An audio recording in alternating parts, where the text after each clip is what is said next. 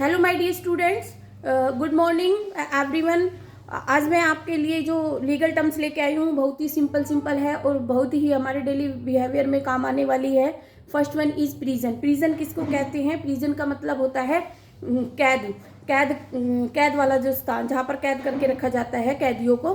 तो प्रिजन का मतलब क्या है? A place which is use for the keeping the custody of accused, specially in the judicial custody.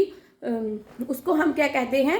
Prison कहते हैं, कैद कहते हैं। Now the next term is prisoner. Prisoner क्या होता है? प्रिजनर मतलब कैदी, मतलब ऐसा व्यक्ति जिसको कैद के अंदर रखा जाता है। A person which is prove to be guilty and which kept into the custody of the judicial custody और वेदर द पुलिस कस्टडी, उसको हम क्या कहते हैं?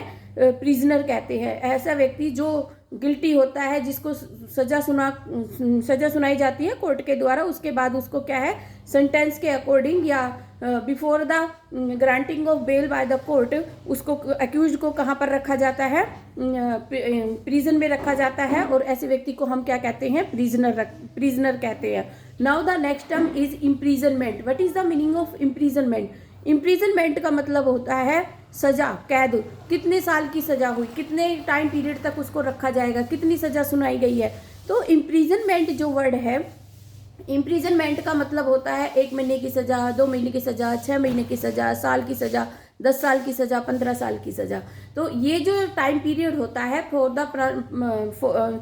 The pronouncement of sentence, the specific time period which is granted for the specific time period for granting the jail custody, तो उसको हम क्या कहते हैं? इम्प्रीजनमेंट कहते हैं। जो किसी भी केस के जजमेंट, फैसले में सुनाया जाता है कि इस दोषी को इतने साल की सजा सुनाई जाती है। Now the next term is life imprisonment. What is the meaning of life imprisonment? As per name indicates, life means up to the end of the life, up to the last breath of the life, the accused should be kept into the custody into the jail। तो उसको हम क्या कहते हैं? Life imprisonment कहते हैं।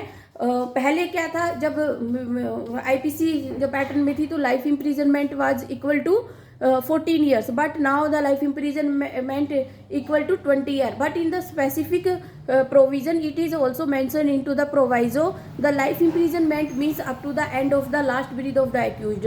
So my dear students, all these terms are very simple and very simple। Now the next term is solitary confinement। What is the meaning of solitary confinement? Solitary means अकेले में किसी को confinement दे देना, अकेले किसी को कस्टडी में रख देना, उसको हम क्या कहते हैं? सोलाइटरी कन्फाइनमेंट कहते हैं। जो सोलाइटरी कन्फाइनमेंट आपको पहले सुनने में भी आया होगा, काला पानी भेज दिया। तो एक एक्चुअल में होता क्या है सोलाइटरी कन्फाइनमेंट में? अदर बैरिकेड्स में क्या होता है कि एक्यूज्ड को ग्रुप के साथ रखा जाता है, 1 2 3 4 मतलब 10 12 15 एक समूह में रखा जाता है।